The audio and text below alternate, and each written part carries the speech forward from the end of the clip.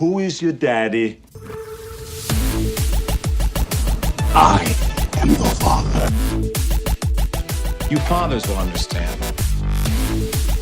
My father taught me many things. I got an idea. How about you all sit there quietly while I make dad noises? Yeah, I think it's time to start. It's time to start episode 49 of Fathers of the Grind. What do you think about that? Does that sound good? Episode 49? 49. 49. That's like one away from 50. I know. That's crazy. It's crazy. That means for a minimum of 49 hours, and our early episodes used to be 2 hours each, we have chatted about video games and family and all sorts of other random stuff. Yeah. So, so here we are. We are almost finished with 1 full year of this podcast. Thank you guys who have supported us from the beginning, and for those of you who have jumped on since then. I'm just so appreciative of people in our group, people in the community, people who listen, download, and share. I think of guys like Mike McClendon and Jose Jimenez who constantly, regularly share our show. So thank you guys so much for doing that. I really appreciate it. It means a lot. So we are here at episode 49, and fittingly, as we get close to episode 50, episode 50 is actually going to be bookended by some Game of the Year episodes, and it itself will also be a Game of the Year episode. We're going to be recapping 2016, not only our favorite games, but also the community's picks. We had a whole bunch of voting going on the last 10 or 12 days, and we're going to reveal all those winners to you, as well as draw for winners for our gaming gift card prizes. So, Derek, we're going to get into Game of the Year talk shortly. We're going to talk about some of our miscellaneous kind of smaller category awards this week. So we'll get to our Dirty Filthy Casual awards. We'll do our Trash Garbage Trash awards, and then we'll do a collection of other miscellaneous awards for this episode. But before we get to that, is there anything other than Final Fantasy 15, anything else you've been playing that you want to share about before we jump into this year's recap? Well, yeah, this week's actually been a good week. I did finish Final Fantasy 15. I won't talk about it, but I did finish it. And then, like 2 days later, I finished Dishonored 2. So I got through that. It didn't take as long as I thought it would. And then I've actually started The Last Guardian. And oh, okay. If I was a review guy, my quote would be, "I don't hate it." So that's your endorsement. From what I know of you, that's actually that's pretty incredible praise for a game that you don't. Well, all right. So I don't know if I've played it as much as No Man's Trash. I think I put more time in No Man's Trash so far because I really haven't had a chance to touch it. But the fact that I put Last Guardian on before Dead Rising 4 should say something. I haven't even touched Dead Rising 4. But I played about an hour, and I was like, I really like how it looks, which is surprising because all the like videos and screenshots I saw, I thought this looked kind of like a PS3 game rezzed up to a PS4. But, with 4K and it's not native 4K, but it's, being up-res to 4K, and it does support HDR lighting.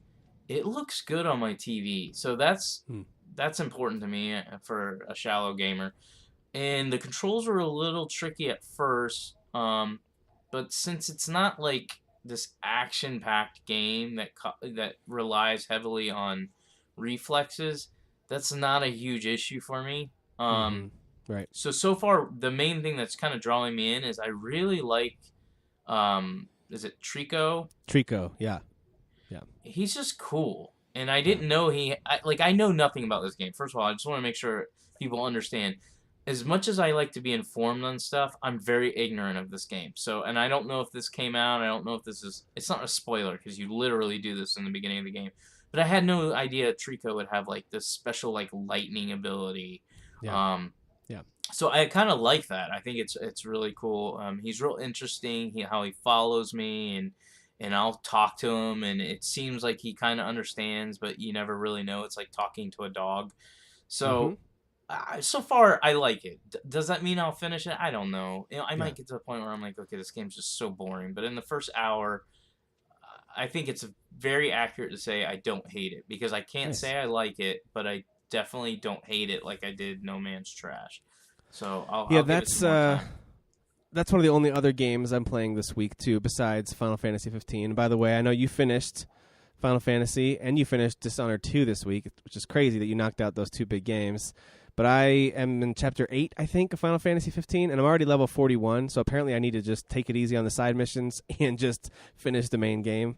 So, you've entered where the boss fights, I won't say they won't be fun, they'll still be fun, but they should be really easy for you. You're OP defeated, right now. What's the name of that dragon? Quetzalcoatl, however you say that name correctly, that lightning dragon. So I just defeated that one. But it's a really fun game still. But we've talked about that a lot.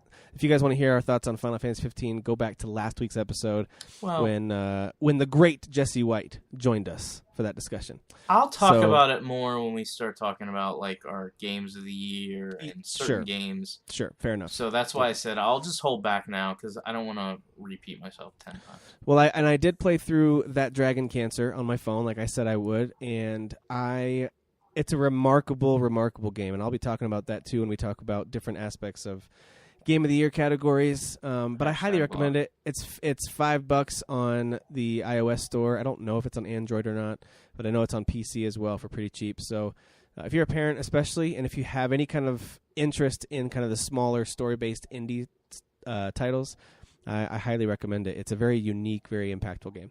All right. I am also playing The Last Guardian, and it's kind of hard to balance that between Final Fantasy because I really want to get through the story of Final Fantasy 15 and get through that main quest line. But Last Guardian has pulled me in for, maybe 5 hours or so. So I played a good chunk of that game, or maybe 4 hours. I played a good chunk of that game, and I really love it. Actually, I restarted a game so my kids could see it because they were fascinated by this creature. Mm-hmm. So I wanted them to see the beginning when this isn't a spoiler. You wake up at the very beginning of the game, you wake up in a cave, and you're there with this chained-up creature. And the narrator explains some things to you, that he's a man-eater, this man-eating beast called Trico. That's all you really know. And then the game goes on as you as the boy then help this giant creature who's injured and is chained up, and you help each other. And then you quickly form a bond, and you kind of nailed it a little bit earlier when you said there's something about him that's really cool. It's like talking to a dog, so he might obey but might not. They give this animal more personality than I think I've ever seen in a video game, just in terms of animal AI. I can't think of many other video games that have animal AI quite like this, where it seems to move and react and make noises and make movements that just look so quote-unquote real. For an animal that's a giant...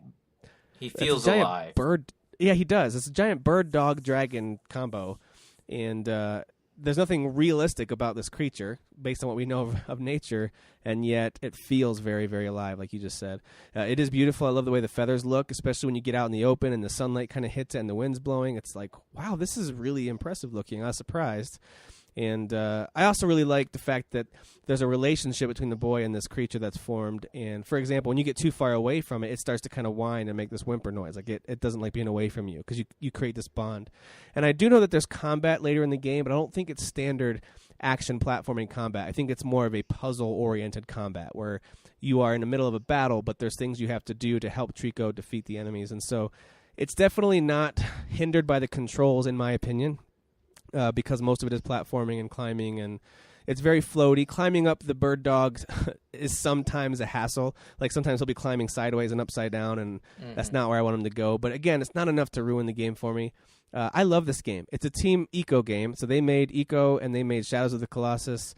And I feel like if you liked those games and know what those games are about and know what they feel like, know what they look like, this is exactly what that is. So if you can set aside the fact that this game took 30 years to make, whatever it was, and just approach it as a video game from Team Eco, regardless of the story behind its release, I think you'll enjoy it, and that's what I'm doing right now. So, yeah, I'll keep going. I heard it's only like 10 hours long, so you're almost halfway through. So, well, like I said, I did restart it to play with my kids, so now I'm more like 2 hours through this playthrough because I couldn't see multiple saves.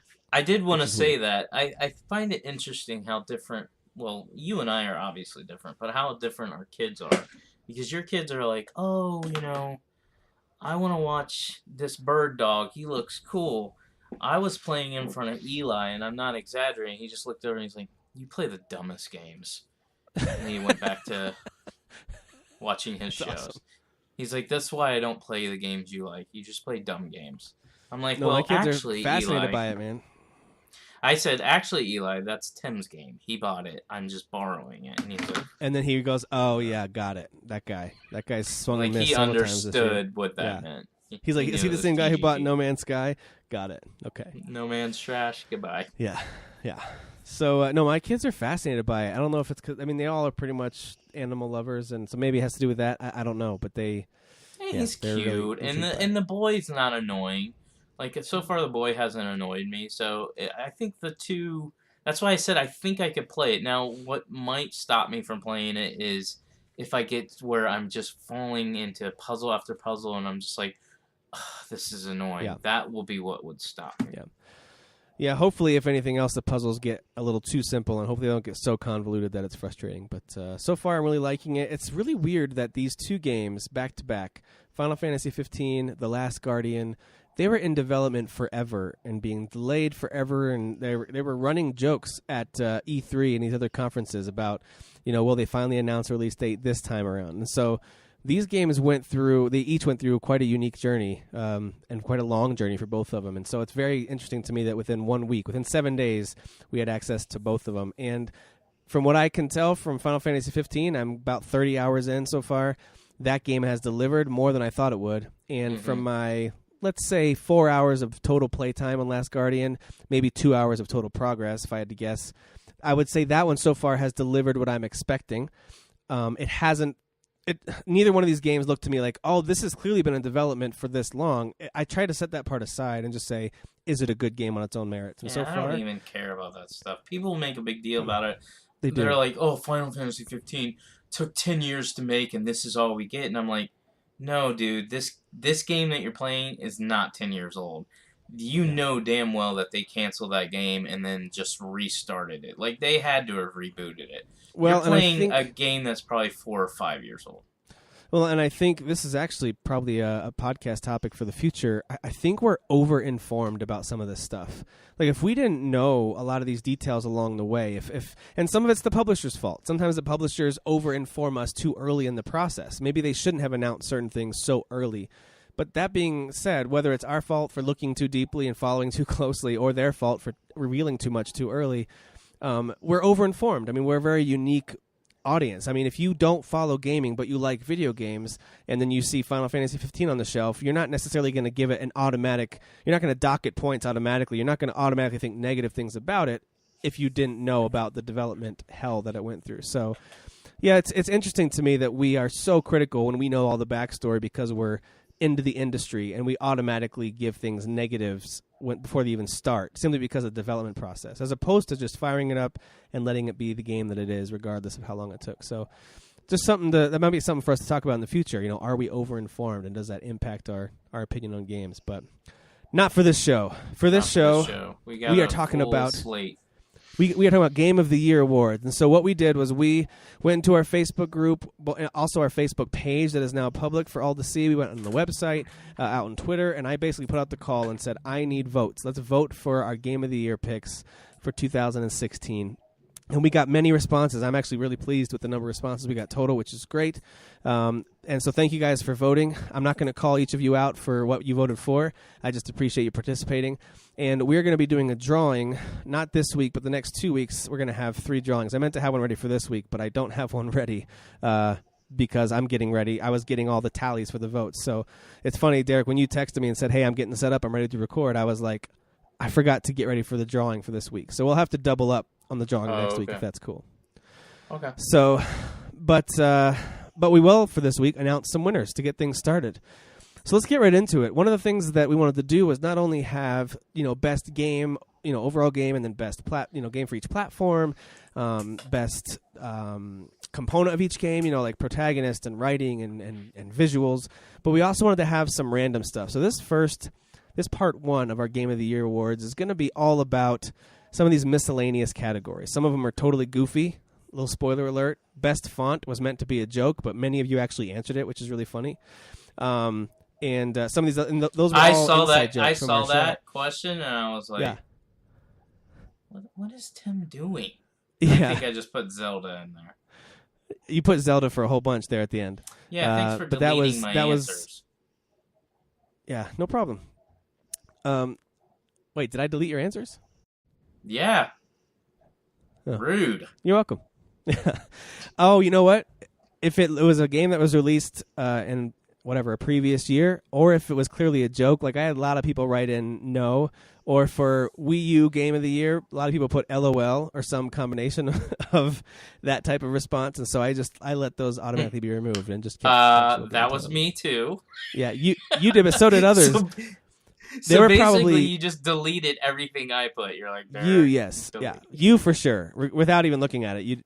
I deleted yours, but there were probably 7 or 8 people that for Wii U exclusives and a few of the other categories would write things like, "Nope, there were games for this system, for Vita and for that kind of stuff." So that was kind of fun to read through those responses from people. You guys are clever, but without further ado, let's get into this. Let's first go through our DFC, otherwise known as Dirty Filthy Casual Awards, and we're going to kick things off with Best Casual Game. So before I get to the results from the community, Derek, what is your favorite casual game of 2016? Casual game. I think I wrote Zelda on that one. You did. You did write Zelda. Well, it was real hard because I'm like, I don't play anything casual. I mean, I know but that's good because I can answer this question, and then there's going to be questions later. Like, for example, when we get to like Xbox One exclusives, I haven't had a chance to get to many of those, and you've gotten to a few. So you'll be able to speak to some that I can't. But I can't answer this one. So for me, the best casual game this year, for me personally, is That Dragon Cancer, which I just played this week. But it's definitely a casual game. It is not a game necessarily even made for gamers. It's made for human beings who just want to feel the emotions of that parent. So I've even recommended it to people who don't play games at all. Actually, I might recommend it more to people who don't play games at all, just to say, hey, listen, this is a very interesting experience, regardless of whether or not you play games or not. So that's why, to me, it's the ultimate definition of casual, and I think it is the best one this year. But enough of what we think. Let's hear Well, what... let me just give me 2 seconds, and if I can't find anything, then I can't find anything. Oh, all right. I'm gonna look at my list of completed games, and I just want to see if there's anything on here that's casual. Okay. Or we could go the P.S. I Love You route, and I can start talking about the Waterman. There's the Vanishing of Ethan Carter, but I hated that game. Yeah, and that was a re-release on a new platform. It had already released on previous platforms before. Oh, yeah. When did Tales of Borderlands come out? That was last year, wasn't it? Yeah, but I feel like most of the episodes came out last year. Episode 5 may have dropped in 2016, but I think we counted that last year in our Game of the Year awards. Yeah, I don't really have anything casual. I would say the only game that I could say that came out this year, and I haven't completed it, but I started it, would be Telltale's Batman game, and I can already tell you I'm going to like that. So that wins my best casual game. Yeah, I could see that fitting under the casual genre in addition to other genres because it definitely is playable by someone who doesn't play games. So you can be a casual gamer and play that. So I could see that. Yeah. All right. So the community spoke, and we actually have a tie, and both of these got several votes. Despite the fact that many people skipped this category, we still had a good number of votes come in for this. Mm-hmm. And the community decided that there's a tie between Pokemon Go and Overcooked for Best Casual Game of 2016. There are actually a few people who pick Overcooked in a number of different categories, and we'll get to those in a little bit. I already know people love that game. One of those people are. I'm not going to call him out, but him and I are like rivals, so I know exactly who that is. So those were your winners this year for 2016. It's a tie between Pokemon Go and Overcooked. And I'll tell you, I did not vote for Pokemon Go for my casual game, although I could have pushed it over the edge by one vote had I done that. But I had to be honest and say, for me, it was I'll just vote for Mario Run. I'll like that game. You know what? Some people did, and I don't blame them because they just know, like, I'm going to love this game. And so when it comes to casual games, this is going to be my favorite one. So, but not many people did that. So, all right. Moving on. That's award number 1. Best Casual Game 2016. Here we go. Award number 2. I believe we're moving on to Best Menu Screen. Best Menu of 2016. What a dumb award. But we did this for a very specific reason because your friend and mine, Derek Teague, cannot get past the menu screen on certain games because it's so good. Certain menu screens are so good. He just can't get past it. A Link to the Past wins best menu screen for every year. It cannot be held back by its old release. It automatically wins every year. I know, and I know that fear. You're afraid that you'll be disappointed. You'll be let down by what the actual game is compared to how good the menu is. So I totally understand that and respect that. No, but to be pick serious, I would pick Final Fantasy 15 because I really like the music. Like, I'll just leave it on and let the music play. So that's the only I agree reason. with that. Okay. My favorite menu screen, I think it's pretty innovative, and it's funny because it actually bothered me at first. I really didn't like it.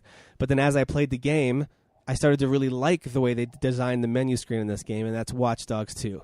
So it was supposed to be a joke at first, but then actually turned into, hey, I actually do like that menu a lot. I like that you go in and you buy different apps, and they actually assist you in the game. And so I really like their menu screen. You pull up your it's kind of like an iPhone, basically. You pull up your smartphone, and then you can navigate your apps and look at your missions and upgrade your stats that way, listen to music. It's all right there on your phone, and that's your in-game menu. So I think that's really cool, a really cool idea. But who cares what we think? Let's see what the community thinks. So we've got first, second, and third here. We had a lot of votes for this one, surprisingly. In third place is Battlefield 1. Now, I haven't played this game yet. Derek, can you say anything about the Battlefield 1 screen? Is there something cool about the opening, or maybe when you hit pause? I don't know. I played it, but I don't pay attention to menu screens. Watch Dogs 2 is in the second place. I know a lot of people agreed with me on that. That smartphone menu is really cool. And in first place this year, your winner for Best Menu Screen 2016 is Final Fantasy 15. Daniel, freed us! Freed us! Congratulations. All right, moving on here. We're going to go through this one quickly. Best font. This was a joke when you and I a few weeks back were joking about what silly categories to come up with. Best font. This one was meant to be a joke, but people filled it out. I actually had a couple of great responses, things like Comic Sans. That was one pick. They didn't understand what we were doing. No. But no, they were being funny. But the best, there's a tie here, too. The winners, the tie are, it's between Final Fantasy 15 and Doom. So there you go. People like the font in those games. All right. You ready for the last Dirty Filthy Casual award, Derek? Yeah. All right. Best game for kids. Before I announce the winners from our community, we have a lot of people that chimed in on this one. Derek, what would you pick as your 2016 best game for kids? Pokemon Go. What? We agree on something? This is weird. Eli's more of a hardcore gamer, so if I'm thinking about all three of my kids, Pokemon Go is the only game that kind of intrigued all three of them. So I'll give it to that. Yeah, I'll give it to that for several reasons. One, it's actually just a fun little app. Essentially, it's more an app than it is a game, but there is some game pieces in there. Do people still play it? People do, but it's clearly not at the height of what it was before. I know it died down pretty severely at the beginning of the fall, but it lasted for a solid 2 months of people being really into it. Mm-hmm. But they're still updating it. There's a rumor that they and Starbucks and the Pokemon Go Niantic announced a partnership, and the rumor is that this might be when they roll out Gen 2. So they might be rolling out a whole new wave of Pokemon out into the wild, which could generate people to re-download it. But I think it's a brilliant idea. I know it's not the most original idea. Other apps have done it before. Even the one that Niantic built before this did something similar. But it's a brilliant use of a well-known and beloved IP. And it was a great way to hook pretty much the entire country, the entire world in a lot of ways, all into the same thing. So I think I got to give it a lot of props. And it was a lot of fun with kids. I mean, going out on walks during the summer, even sometimes giving them my phone, go take a lap around and see what you can catch and, just get out of here for a few minutes. So I thought it was great. That's my pick. So, all right. Our community made a pick as well, but they did not agree with you or I. Pokemon Go landed in a tie for second place with Overcooked, Pokemon Sun and Moon, and Super Mario Maker 3DS. So that was in a tie for second place with all of those games. But by far, the winner of the best game for kids in the Fathers of the Grind Game of the Year awards this year is Ratchet and Clank. Oh, I was going to say Dark Souls 3. For kids. Was that your pick? That's Sasan and I's pick. Did you know yes, I do think I wrote in Dark Souls 3. I'm pretty sure I'm pretty sure someone else did the same thing too at one point. So, but yeah, Ratchet and Clank, great pick for a game for kids. I totally agree with that. And it actually, even though the movie itself was not a high quality standalone animated movie, it was a good way to pull kids into that universe and get them interested in playing the game too. So my kids loved the movie, even though it was a mediocre animated I still want to see it. Yeah, it's I'm worth just renting. curious. It's worth if it comes on Netflix or if you get it from Redbox, it's worth it, or the library, whatever. Yeah, Ratchet and Clank, worthy winner for best game for kids this year. All right, so we have finished the DFC awards, and there's some of you out there who are probably thinking that's what DFC means. You've heard us say it. That was something we came up with a long time ago for Dirty Filthy Casual, and Derek loves coming up with abbreviations for stuff. So. Yes. TGT. By the way, TGT, we're going to move into our Trash Garbage Trash Awards. That's actually something, I don't know if it's something that you heard before and brought it to this show, but you're the first person who I heard give that moniker to Trash Garbage Trash and call things TGT. I don't know if you coined that yourself, if you heard that somewhere else. Well, I think it started from all our Rocket League crap, and so like I would type in That's trash, and people would type in garbage, and then eventually it just evolved into Trash Garbage Trash. And then, of course, right, you know me, everything has to be shortened, so I just then went TGT. Well, people in our office who don't play video games, don't listen to this podcast, but have heard me and some of my other friends around use that phraseology. I just heard one of them today say, we were doing some kind of like team picture at work, and one of them didn't turn out too well, and someone actually said, that one's TGT. I was like, holy cow. Derek's influence is spreading. Yeah. That's funny. Yeah, so congratulations to you for that. Yeah. All right, well, this was these kind of votes are always a little contentious, and they're always really interesting, but we asked you guys to pick 3 negative type awards, and that is the Trash Garbage Trash Award for the following: worst overall game, most disappointing game, and most overrated game. So, and I've got some strong opinions on this. I know you do too. So before we unveil what the community selected, I'm going to go ahead and share my pick for worst overall game, and that would be My Name is Mayo. Now, just to be totally transparent here, I did not buy this game. I didn't want to give them my money. But I went and watched a video on YouTube of someone playing. I wanted to see what is a gameplay exactly what's described that I've heard and read about. And it is. It literally is just a game where you're just tapping the thing over and over and over again to earn a platinum trophy. And I think the fact that it has a platinum trophy for this is what makes it feel even more kind of gross, that you're rewarding people with this, what is supposed to be a really prestigious achievement in gaming, and you're giving it to them for the Vita and for the PS4. It's just kind of annoying. It doesn't bother me that much, but it's just kind of annoying, and it adds to the fact that this is a non-game being sold and talked about like a game. So that gets my worst overall game. Well, here's I want to state an opinion about that. I haven't bought it, and I'm not going to try to get a platinum for some stupid pointless game, because I agree with you on that it's just dumb. But if it's done as a joke, it's funny, so I'm okay with it. Here's the problem. There's going to be other developers who be like, man, you made how much money? Oh, they made a ton of of trash? this because people talk about it. Yeah. Yeah, and so you know they're either going to do a sequel or somebody else is going to develop a game, and all they're going to do is have you unlock 1,000 points on Xbox, or it'll be called My Name is Mustard. Yeah, and they're going to try to make money off it, and so it'll water it down. So it's kind of one of those 15 minutes of fame. So for what it is, it's funny, but hopefully we won't see a future of stupid like platinums. Hopefully Sony or somebody will step in and be like, look, we don't want to be overprotective of our platinums, but this is dumb. And so that's my opinion on that. Yeah, it is pretty dumb. It's not the worst thing ever, but to me, even though there are other games this year that I feel like were a letdown, I think they were more deserving of the most disappointing game award, because they do enough things well that I could say it's passable in these areas. I can't say it's worse than this thing that is literally a joke of a game. So that's why I think Tim is really calling from PS I Love You, because I'm looking at my selection for worst or overall worst game, and I know damn well I did not write No Man's Sky. I definitely wrote No Man's Trash. So I don't know why you're changing my vote. I don't need your edits. I don't need you to edit it. It's fine the way it was. All right, Derek, do you know how spreadsheets work? Do you know that when you're trying to do quick tallies on a large list of games, you need to be able to quickly... Search by no.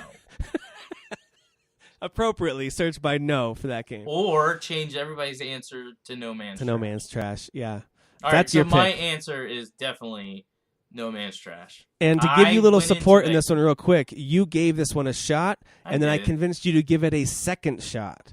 So it's not like you're just jumping on the bandwagon of what you've read and what you've seen and what you've heard, or looking at the menu screen. Like, you actually tried to play this game and you dug in at least a little bit to what it was offering. Frank Clark. And now I did the opposite of Frank Clark. I actually tried the game Frank before Clark. telling you that it's trash. I did try, and I know a lot of people are going to be like, well, Derek, you hate indie games. You had a negative attitude. But I really did go into it with an open attitude and a open heart, just like I'm doing with The Last Guardian. The Last Guardian is not my style game. I want to just go on there and be like, Tim, you're an idiot. You're a tryhard. I want to insult you, just so you know. Yeah. But I'm trying to be open, and I'm going, okay, wouldn't it be cool if you played this game and you walked away from it going, hey, you experienced something new. So I gave No Man's Trash a fair shot. It's more than just a letdown. It's just complete garbage. It was so boring to me. I literally considered killing myself. Well, you were not the only one who felt that way. So let's get to the results of our community voting. In third place for worst overall game is Battleborn with 14% of the vote. Does that surprise you? Sasan. Does that surprise you? It makes me mad because everybody knows that's GOAT. That's the greatest of all time, and people are voting that it's worse. Sure it is, yeah. All right, in second place is my pick, and that is My Name is Mayo. Got 17% of this vote. I'm glad there's other people that voted for that. I'm glad. Yeah, and number one with 20%. So it wasn't a blowout. It was actually pretty close between these two. It came down to the last few voters. No Man's Sky gets the overall worst game award for 2016. And it deserves it. It definitely does. It's kind of hard to argue against, although I'll talk about it here with the next category in a second. But I really can't defend it, so I'm not going to even try to. All right, let's get to our next category here. Trash Garbage Trash Award number 2, most disappointing game. I'll share mine first this time, and then you can get into your most disappointing game. For me, my most disappointing game, and I almost picked No Man's Sky, but if I'm being totally honest, I probably put maybe 10 or 12 hours in a No Man's Sky. I wasn't interested at all in following the, we'll put it in air quotes, storyline. I was more interested in just discovering planets. This is another game that I played with my kids in the room, and I let them fly around a little bit, let them explore and kind of break down the rocks a little bit.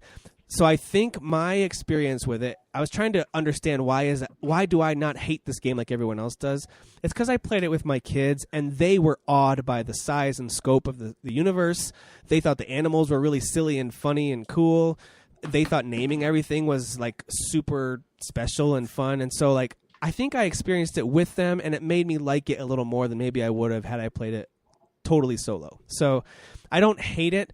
It is disappointing, but to me it wasn't as disappointing as Final Fantasy Explorers, a game that you convinced me to get, that it was going to be really good, it's going to be really fun, it's going to be basically like this 3DS adventure, we'll play online together, it's going to be a lot, you run quests, and it's Final Fantasy. It's Monster Hunter with Final Fantasy. Monster Hunter with Final Fantasy, and that game is ugly. It's really ugly. It's not that fun to play. The fighting is really essentially 2 buttons that you mash over and over again. Yeah, it was boring. The rewards aren't that great. Like, upgrading your character is not fun because the differences are so minuscule.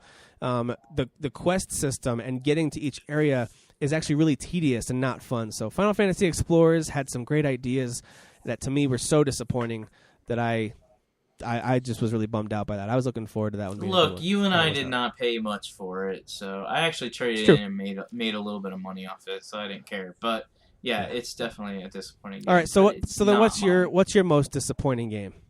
Well, I actually kind of hyped this game, and again, it's not my typical style of game. But I did hype it because I kept watching like the trailers and going, man, the voice acting's superb, the world looks great, I bet you it has a great story, I can't wait to play Firewatch, and I never finished it. I played maybe an hour and a half, and I was like, this is so boring, and then I actually ended up watching a video on YouTube because there were so many people, not everybody's saying the story's trash, like there's people that liked it. But there was a lot of people who were like, the ending was kind of dumb. It's well acted, but the ending was really dumb. So I went and actually YouTubed the ending because I was like, I'm not going to play this game. And I would agree with them. It was just kind of like, okay, this is stupid. I think the better description for the ending is anticlimactic. Based on what they're building up to, the ending is anticlimactic. I actually didn't find it to be dumb. I liked that they kind of surprised us. But yes, I would have to agree it did not live up to what they seemed to be building to. So, anyway. Yeah. So it was a disappointment for me. That's a good pick. All right, well, our community voted too, and actually Firewatch is tied for second along with Wow, I'm actually 3 surprised other by that. games. But the thing is, the winner of this category won by so much. There were several games that were tied for second, and then everything else just got a handful of votes each after that. So here, tied for second is Firewatch, Battleborn, Unravel, and Mafia 3. So those 3 each got 6% of the vote each. Everything else got 5% or less. And the winner, I mean, by so much, only a few other categories had a winner by this big of a margin, was No Man's Sky. With 58% of our votes, No Man's Sky is the most disappointing game of 2016. Congratulations, Hello Games, on winning 2 Fathers of the Grind Game of the Year awards. I mean, they're TGT Trash awards. garbage, trash. Yeah, they're Awards, TGT that's awards, but hey, an award's an award, So be excited about that. All right, here we go. One more negative award, and then we'll get to a few fun things here. Most overrated game of 2016. Again, this is another one that's going to be very, very subjective. I know all these are technically, but some of them, like disappointing, for example, people tend to agree with in larger waves. And overrated, it really depends on who you talk to, what websites you read, like what is it that you're hearing about this game, and then when you experience it, does it let you down? And so it's going to be different for every person, more than most other categories. But Derek, what for you came across as the most overrated game this year? In other words, it got high review from your peers or from critics. It's always and you just going didn't to see the big be deal. a smaller indie game, just so you know. So Okay. I will not disappoint, and I will choose Inside. Okay. The main reason is it looked freaking boring, and then I heard how great the story was, so of course I checked out the story, and I was like, no, this is so dumb. This is so freaking dumb. But whatever, people like it, and let me be very clear here. Anytime I see somebody be like, this is so overrated, I usually am the guy that comes in comments and like, no, technically nothing's overrated. If people really, really like it, they really, really like it. Yeah, are there some fake people that jump on bandwagons? I know there's been several people that have said Final Fantasy 15 really isn't that good. It's just a bunch of people that are fanboys. Sure, I'm sure there's fanboys, but there's also people who legitimately like it. So yes, I will say Inside to me is overrated, but in reality, I get that people really like it. I'm not saying they're idiots for liking it. That was actually on my short list for most overrated, and it's funny because I played that game, and I've told you I actually enjoyed it. I enjoyed the game, but I still think it's being overrated. I think it's a good game. I think Limbo was much more of a groundbreaking type of a game in its art style and what it was trying to do, and a wordless story. I feel like Inside just doesn't meet up to those expectations. And people are so hyperbolic about this game, about how amazing it is and how beautiful, and the visuals are stunning. I'm like, no, they're not. They're not bad. I actually think the game is quite intense. I mean, you said it's boring. It's actually quite intense. There's plenty of moments that I actually felt genuinely scared for this little kid that I'm controlling. So it's pretty intense. But that being said, dude, when the dog chases you in the forest at the beginning, that's pretty scary stuff. But that being said, it is so overly praised that it was on my short list for overrated, but it didn't eventually win my win. It wasn't my winner. I have theories on that, and I said it back when the game first launched, and that is, we live in a video game society that is controlled by a bunch of media, and if you really pay attention to these guys, like I'm talking really pay attention to the people that you're following and that you're getting all your video game info from, most of them, not all of them, most of them don't game. They're just journalists. They have a degree in writing, and they know how to write to manipulate people into basically reading their articles. And that is why they're hired. Again, there are some of them that are true gamers. The reason I'm saying this is because most of them only finish a few games, and those few games are short games like this. So when they do it, they're like, Inside's so amazing. Yeah, Inside's amazing because you finished 4 games this year, and one of them was Inside. So congratulations. It's trash. Yeah. It's overrated. There's other games like that in the past that people have gotten on such a big they just ride the wave of hype for that game for whatever reason. Everyone else is talking about it, so now everyone thinks that Grow Home is this absolutely stunning what an achievement of physics and whatever else. And I'm just like, really? Grow Home? That's I remember such a bad last game. year when you and I were just like becoming good friends and everything. We were both listening to Giant Bomb, not together. We weren't together. We were just separately listening to Giant Bomb's like Game of the Year. Which, like, just to interrupt you real podcast. quick, Giant Bomb does awesome Game of the Year they do. discussions. They do. But this one kept coming up, didn't it? Yeah, they just over and over. They were like, Grow Home is just, it has to be there because it's just what it does. And I'm like listening to them and I'm like, somebody shoot me. This game is Dude, that is so this year's Inside. stupid. Yeah. That's this year's I'm sure Inside, if I and- listen and to to Giant me- Bomb, they'll probably be like, Inside is so deep and blah, blah, blah. And That sounds really dirty too. I hope they don't say that. But it's to me, Inside's nowhere near as bad a game as Grow Home. I think Inside's actually a much better game. Some of the Probably, puzzles yeah. are actually pretty ingenious. But to me, it's more of a 7 or an 8 type of a game. It's good. It's really good. I highly recommend it. If you get it for $10-15, I would recommend getting it, especially if you like indie games and side-scrolling puzzles. It's just not as good as everyone says. But my winner, that was really close. As you can hear, I really felt like Inside was overrated. But to me, the most overrated game this year was The Witness. People talked about The Witness like it was the second coming of video That's games. true. Like finally, we've rediscovered what video games are. And this happens so early in the year, we forget. But as Game of the Year discussions begin, and as you guys start reading websites and reading articles about different Game of the Year picks, you'll see The Witness come up over and over again as this genius game and as it's just this flawless game. And I completely disagree. It has a very cool puzzle setup, and it does a good job of teaching you the rules on these little line puzzles that you do. But it is not the best game of the year. At best, it's a fun little casual game that should have been an iPhone app. It should not have been a full $40 PSN release. It shouldn't be on the shelves. It should be something that Apple puts out as its free app of the week. At best, it's not that great. So I think The Witness is incredibly overrated. You bought that one, and I didn't even. This is how much I did not care about the game. I didn't even download it. I was in your profile, and I could have downloaded it, and I was like, no.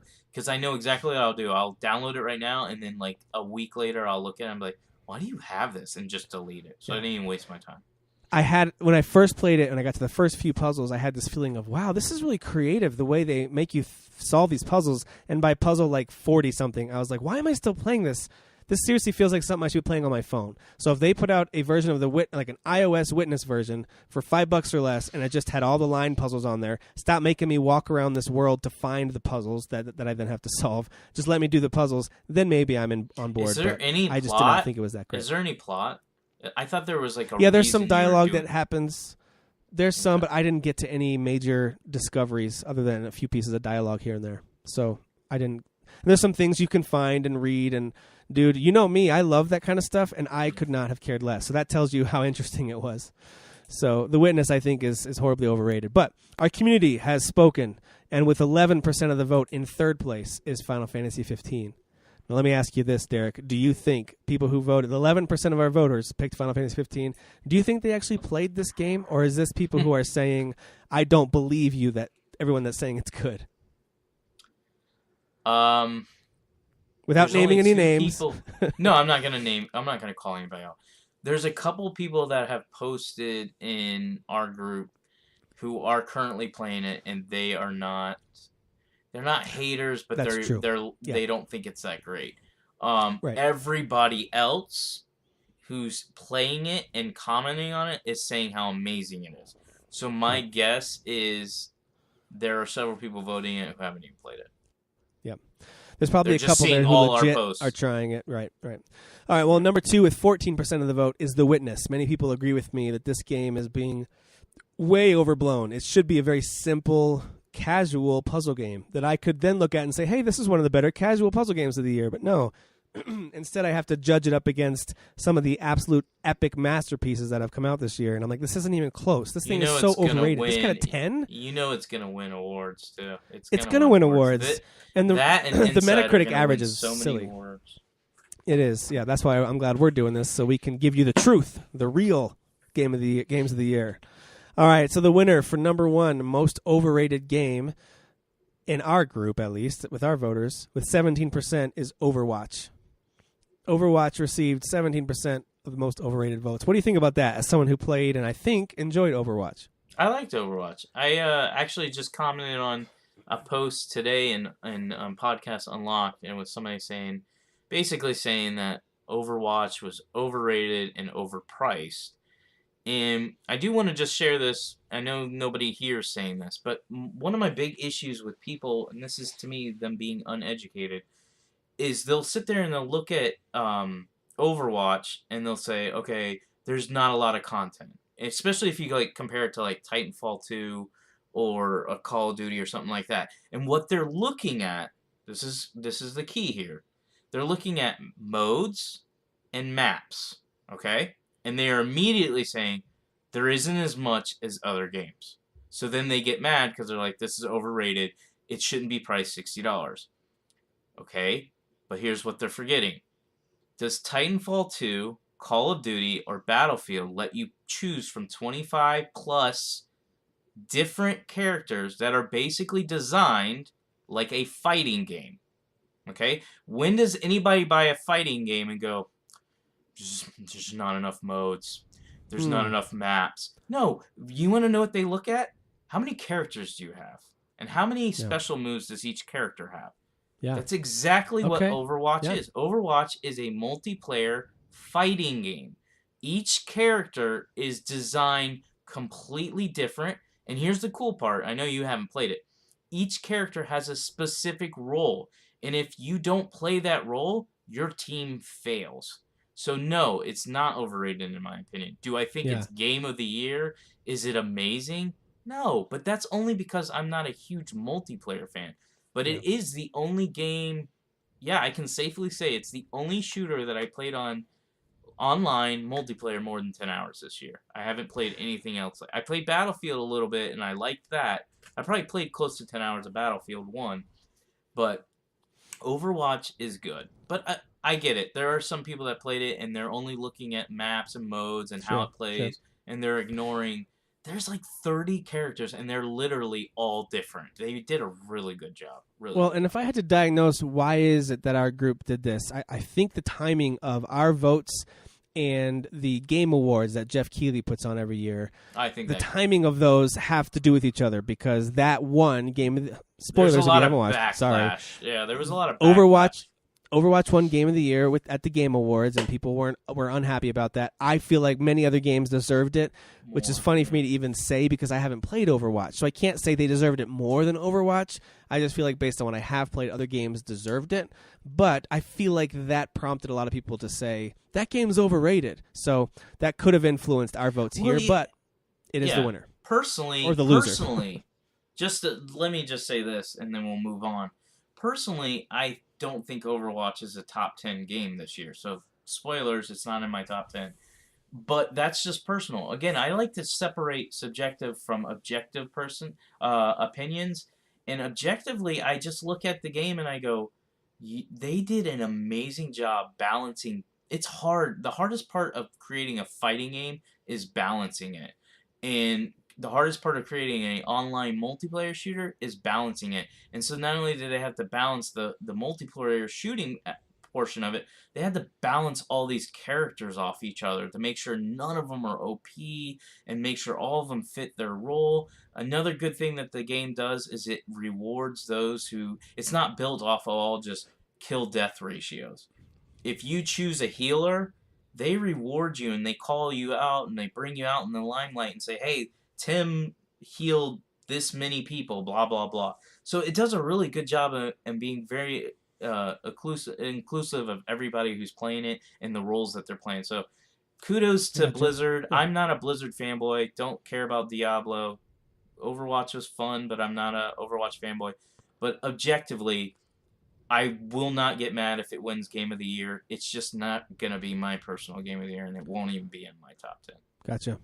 Yeah, I won't give away where it stands in our Game of the Year voting, but I will tell you it got votes for overall Game of the Year. So even though enough people in our group thought it was overrated, believe me, there are others who think it deserves a spot on the overall Game of the Year list too. So we'll see where it lands in the end.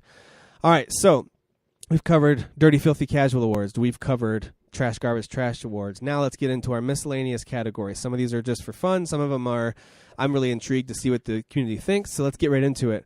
The best console of 2016. according to the Fathers of the Grind community.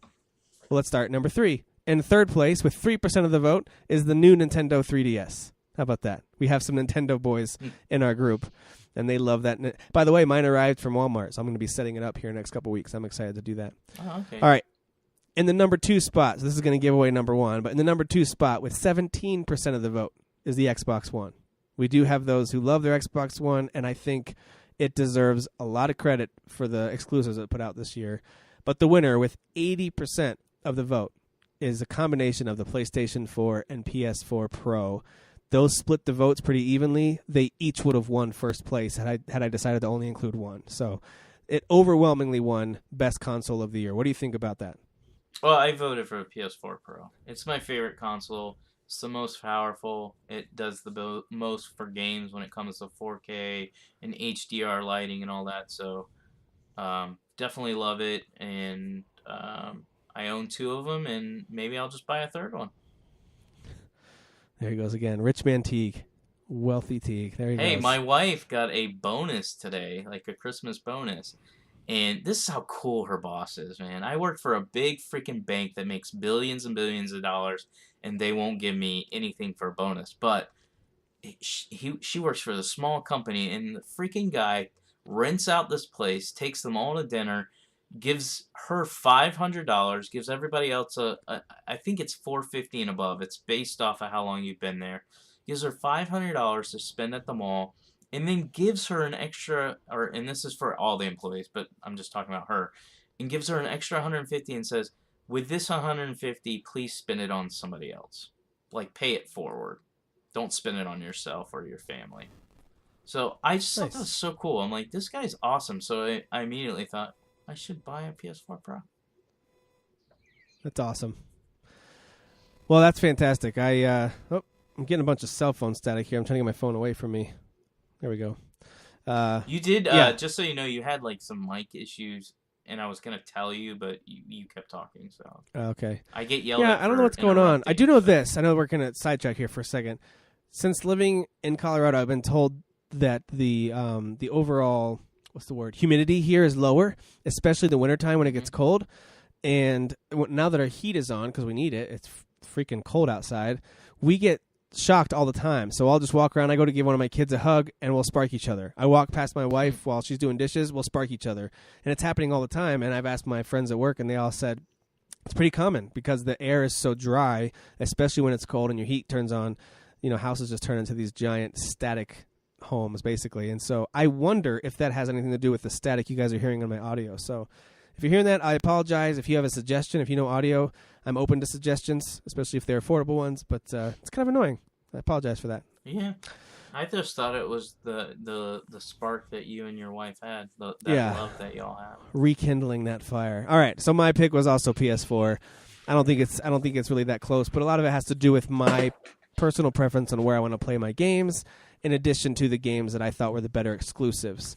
I will say that with the caveat that I did not play what are considered to be some of the better Xbox One exclusives this year. So we'll get to that when we get to those awards. So I must admit that I didn't really give Xbox One a fair chance to be my favorite console of the year, but it is what it is. You only got so much time in a day. All right, moving on to the next award here. We have the funniest game of 2016. We actually, when I was looking through this, I didn't see a whole lot of options for me to pick personally that I thought were hilarious games. I wonder if I had gone a little more of a casual route with gaming, I wonder if there are more casual options out there that are just like text-based phone-type games that are maybe very funny. You know, maybe they're really well written. I didn't play that many of those. The only phone games I played were like Pokemon Go and That Dragon Cancer, neither of which are funny at all. So to me, the funniest game, personally, I'd have to pick Ratchet & Clank. I thought it was very clever. I thought it was goofy. I thought it was silly. I loved Captain Quark's character. I love the banter they have back and forth. The villains are hilarious. So I found it to be very funny, and it matched up well with the cartoon. So that was my pick for funniest. That is actually mine as well. I think that's the only funny game that I've played this year. I was trying to think, and I'm like, yeah, I think it was Ratchet & Clank. But that being said, it was legitimately funny. It wasn't just, it made me laugh one time and nothing else did. It is a really funny game. It's real cute. It's It's a gorgeous game. You know, It's one of the biggest surprises this year for me personally. yeah, totally agree. You know, and another game that I wrote down but I didn't list as the funniest was Stories: The Path of Destinies. I did think that had a lot of charm to it, and it did have some funny lines in it. I liked the narration there. So, but I thought Ratchet and Clank was funnier if I had to pick. But I haven't played Stories enough. I finished Ratchet. I haven't finished. I need to play Stories more. I would like to play it because I legitimately had a lot of fun with that one. That's a good game, by the way. The community voted, and we really have two clear-cut winners, first and second place. They're not tied, so it's first, second place. The rest of them all got one or two picks, so they're not worth mentioning. So in second place, with several votes, was Watch Dogs 2. And I thought about it. I was like, what? People, is that funny? And then I remembered there are several scenes, several interactions, and many pieces of dialogue while you're on your way to a mission that are actually very clever, very funny, especially when Retro is talking with Wrench. There's several moments there that were just very cleverly written and very well delivered. It does have some darker moments in the storyline. You know, it's not necessarily meant to be a comedy, but I would have to agree that it does have enough funny moments to be considered, especially in a year that's pretty light on humor for major games. I could see it being considered. And then the winner, the people agree with us, Derek. It's Ratchet and Clank. That's the funniest game of 2016. No surprise there. No surprise there. Okay. All right, let's move on to the Badass Award. Now, this is an award I came up with because I don't know about you, Derek, when you play games, but I know there are certain games that it just feels right because whether it's the combat, maybe it's some kind of stealth element, maybe it's some kind of weapon they give you, maybe it's a new ability you unlock, but there's certain moments where you just kind of feel really good. You're like, I feel like such a badass right now.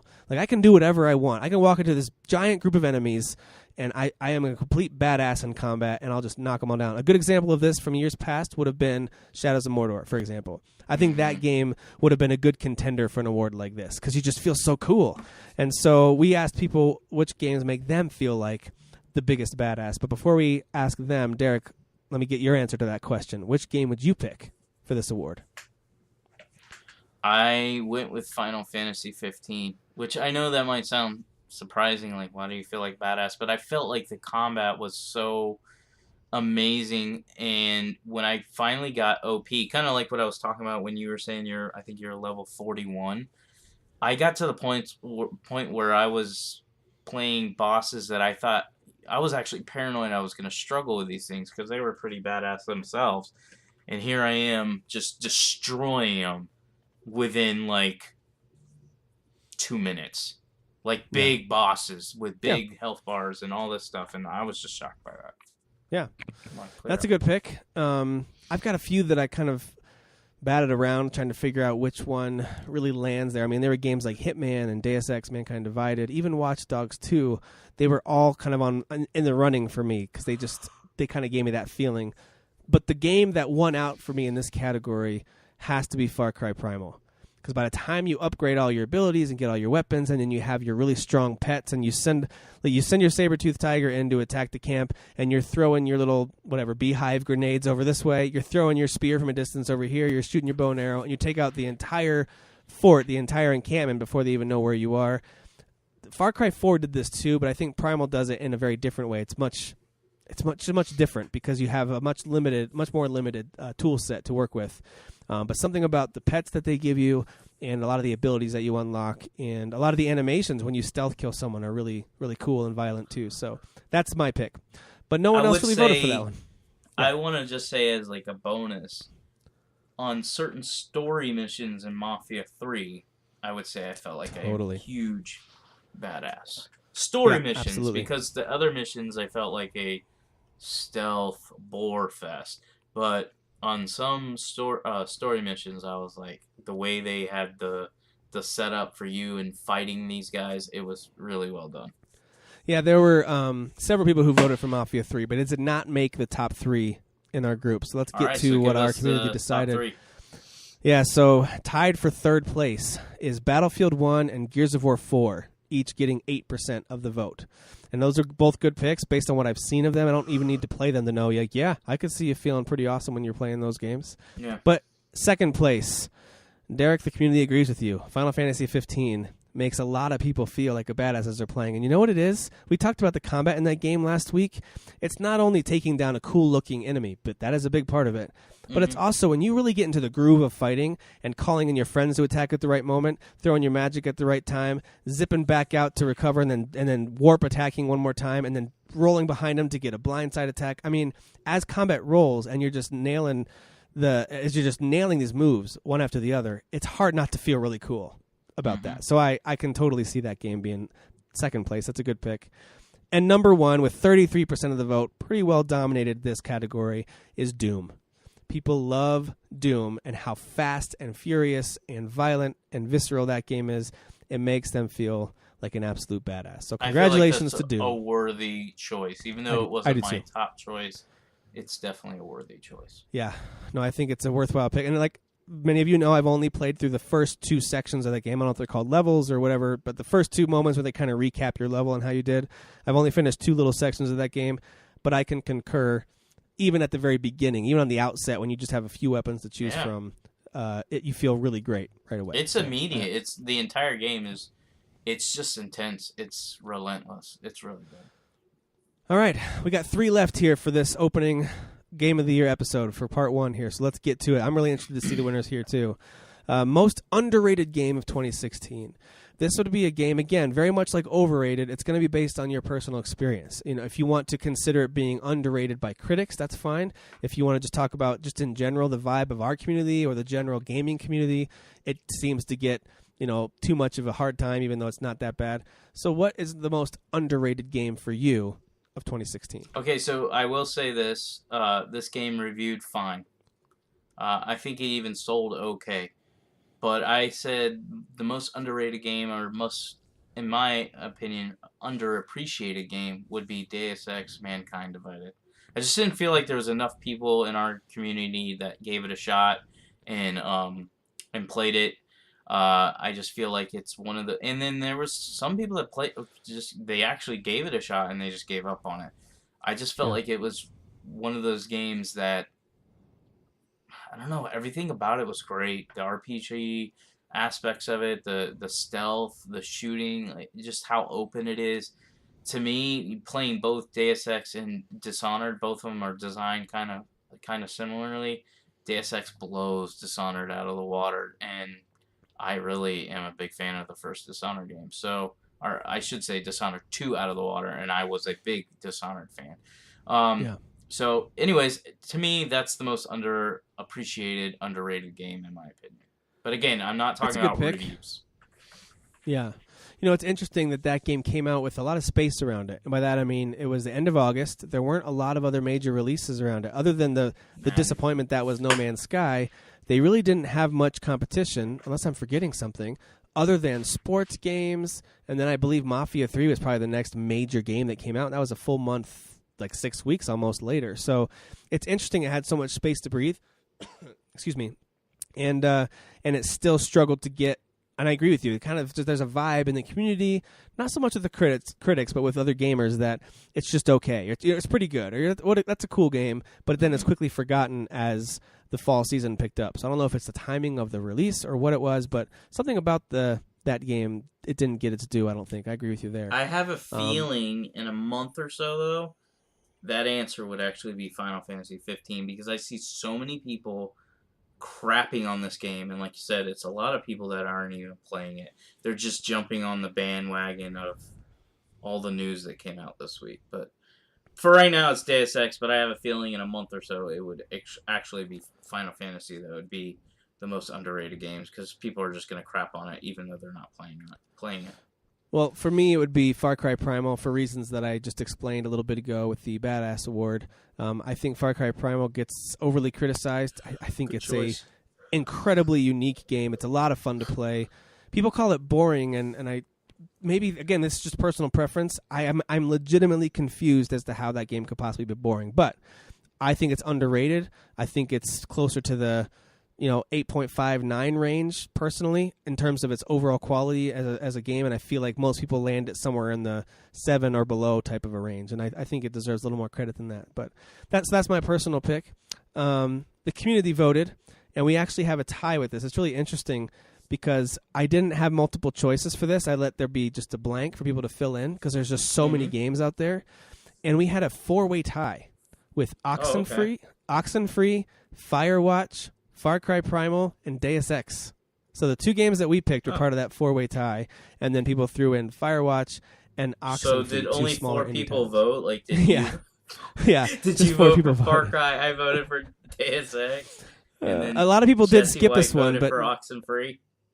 a lot of people did skip this one, but it got a decent number of votes, and I was surprised to see it get this 4-way tie. But so we kind of have there's not really a way for me to pick the winner other than me, for me to say Far Cry Primal wins because that's my pick. So, but we can't do that. It's a 4-way tie. I'm actually one of those that thinks you're delusional for loving Primal as much as you do. But that's a topic for our game of the year. Yeah, it is. Actually game. All right, here we go. We got 2 more to knock out here. The best downloadable content or add-on of 2016. This has got to be an easy winner. Like, come on. There's really only one choice, but we'll see what you say. The vote was not close, but there were some good DLC packs released this year. We had World of Warcraft, but we don't have a lot of PC gamers that were in our voting community this time around. There was Dying Light: The Following, which was touted as going to be this huge and well-known and well-loved and just incredibly sprawling DLC content piece. But I don't remember hearing much about it after it came out. People were hyped about it up to its release, and then all of a sudden, I didn't hear anything about it. So I played it. I know for a few like of our 2 community, hours, and that was it. I just didn't get into it. I know a few of our community members played it, and I've seen them post about, I'm going to play more of The Following tonight. So they were into it, but it just didn't carry the same weight as what is my personal pick, I believe your personal pick, and by far our community's overwhelming vote was for The Witcher 3 Blood and Wine DLC that came out in May. It is probably one of the best pieces of DLC I've ever seen released for a game. It is the best DLC / expansion, however you want to label it, ever. To me, it's freaking a full game. I mean, it's 15 to 20 hours long. I just talked to you about The Last Guardian's 10 hours, and I'm not knocking that. I have no problems with 10 hours. And so we're talking about a full game that's 10 hours, and then we're talking about a piece of DLC that's 15 to 20 hours. And you could easily do more if you wanted to. Yep. With a great story. Yeah, great story, brand new sprawling world, huge map to cover, tons of side quests, lots of new characters. Close. It adds a bunch of new skills. It totally revamps the menu system and the way your skills are even set up at all. So you just clear your skill set and you revamp the way that works. You can now mutate your different abilities and add some skills that way. The way you can organize and use recipes to craft is different now. It's much more streamlined. Still not perfect, but much better than the original game. Well, and here's the funny thing. The original game was gorgeous. And what did this come out like a year after the original game comes out? They don't change the system, so this isn't PS4 Pro, nothing. It's just PS4 and Xbox One, the standard consoles. And they made this game, or this DLC, prettier than their original game. The lighting effects, everything was top notch. This game is gorgeous. Yeah, totally agree. And something about the coloring and the game design too, like the world design, really brought it to life too. Not that it wasn't before, but something about this new area that was supposed to be kind of like this French countryside with lots of vineyards, and there was mountains and these castles, and it just looked so colorful. It was like a giant, beautiful painting brought to life. It was really, really great. Loved that DLC, and I can't disagree at all with our community on that selection. All right, last award for part 1 of Fathers of the Grind Game of the Year episodes, and that is most anticipated game. And I put of 2017, but it's really of anything after December 31st, 2016. So if a game is scheduled to release January 1st, 2017 or later, it's eligible. So, Derek, what's your pick? What is the game that you are right now most anticipating after this year? The only reason why I picked this game is because it had a release date. I wasn't choosing anything that didn't have a release date. So I might actually have a different answer if I was doing it off anything, just anything announced. But right now it's Resident Evil 7. I mean, we're not far away from it. It's coming out January 24th. I'm excited and nervous because this game looks like a legit horror game, and I don't always do well with those. I do good with the action ones that aren't really that horror-y. Horry. Yeah, sure. But Robert Horry. But an actual legit survivor horror, which you can play in VR. It's pretty exciting but scary. All right, so let's pretend that all future games have a release date, whenever they happen to be. What would be the game you would pick, regardless of that stipulation that you put on yourself? Final Fantasy 16. Okay, yeah. No, that's how much you love in 15. Dude, I can't even think of anything right now. There was a lot of cool... Oh! The Last of Us Part 2. I knew there was something that was just announced that I was like, yeah. Ooh, yeah. The Last of Us Part 2. Definitely. Yeah, that's a great pick. I think had people voted for this after the PlayStation experience, because a lot of these votes came in before that, then perhaps that would have been the winner here. But it was not in our top 3 this time around. For me personally, I would have to pick Red Dead Redemption 2. Good I pick. feel like that game is... I mean, I love Rockstar. I love the games that they put out. And we've talked before about how Red Dead is one of my favorite games of last gen, really of all time. It'd be on my list somewhere.